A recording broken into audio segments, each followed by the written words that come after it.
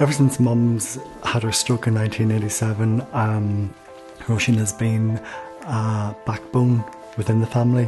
At the age of 17, she seemed to shoulder an awful lot of responsibility, because the family were also young. Roisin basically had to step in and become, to a point, a second mother. And in that time, she's been a wonderful role model and example to my brother and sisters. Life for us very much changed in the early days. As a family, we had to get used to Mummy the way she was then. We sort of more or less had to grow up overnight. But it was still a very happy life. We had a great childhood. All our family had a great childhood. Mummy and Daddy were two very humble people, very humble. And to be honest with you, I think it makes my job now as her carer a lot easier, because she's not at all demanding. I'm the old daughter and she's the mom. Well, I couldn't have a better care. Roisin's a very good girl in every way you take her.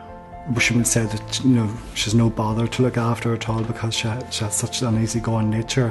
But that said, it bears a huge responsibility because at the end of the day, there is that responsibility for my mum's care and welfare. But she takes it all on the chin and marches on.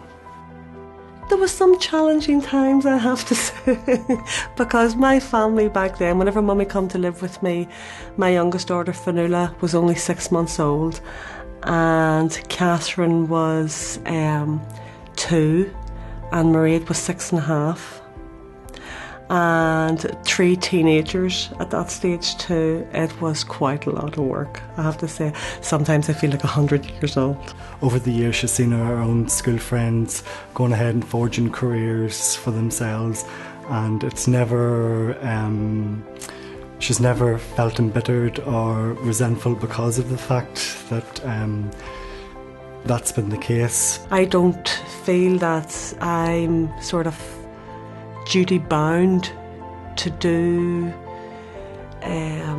anything in particular, but it's just Mummy's there, she needs to be looked after, and it's just part of life. All the children are good, but Roisin has that way with her, with dealing with sickness and things, and she helps you a good bit. She thinks and puts everyone else before herself.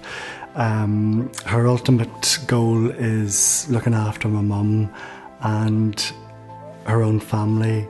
Without Roisin, I don't know where we would all be.